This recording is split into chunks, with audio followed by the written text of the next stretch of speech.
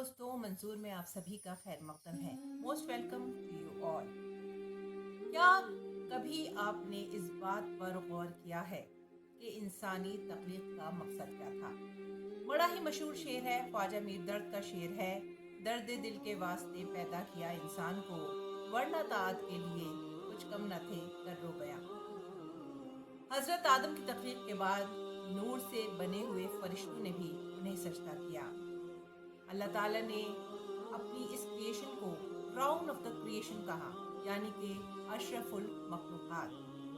क्या इंसान को इसलिए पैदा किया गया कि वो अल्लाह की इबादत में सर झुकाए और हमेशा उसकी अताअत करता रहे? तो इस काम के लिए तो अल्लाह के फरिश्ते ही काफ़ी थे। अल्लाह के वो फरिश्ते जो हर हाल में उसके आगे हमेशा सर झुकाते हैं, उसके किसी हुक्म से इनकार नहीं करते।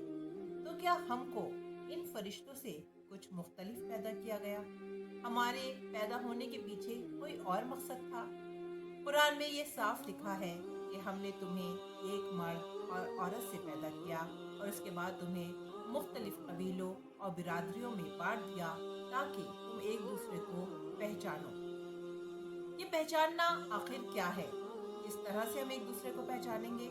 क्या हम एक दूसरे की शक्ल से एक दूसरे को पहचान कर ये जानेंगे कि हम एक ही सिलसिले से जुड़े हुए हैं, या फिर हम एक दूसरे के दुख दर्द को समझकर उसे पहचान कर इंसानियत की इस राह पर आगे बढ़ेंगे?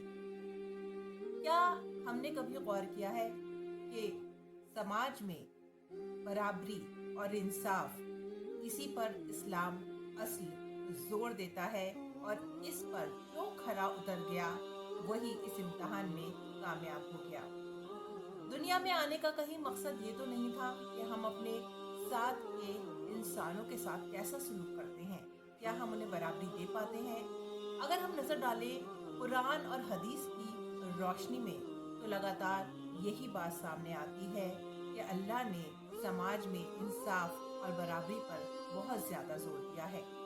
एक बहुत ही मशहूर वाक़या है हज़रत मूसा अलैहिस्सलाम के ज़माने का, कि जब एक मिस्री अमीर शख्स ने बनी इसराइल के एक गरीब शख्स पर जुल्म किया, तो मूसा अलैहिस्सलाम ने उस गरीब शख्स का साथ दिया और उस मिस्री के खिलाफ वो उठ खड़े हुए।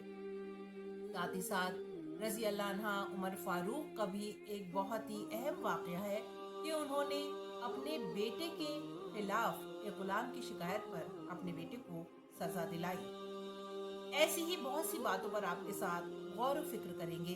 हमें कमेंट करके बताइए कि आपकी नज़र में समाजी इंसाफ और बराबरी कितनी अहम है दीन इस्लाम की रूह से, और क्या आज हम मुस्लिम माशरे में उन बातों पर अमल कर पा रहे हैं? अगर नहीं, तो क्या ऐसा रास्ता होगा जब हम अपने समाज को इस्लाम की तालीमात के साथ जोड़कर आगे बढ़ सकेंगे? ऐसी ही बहुत सी बातें करेंगे आपसे मंजूर पर।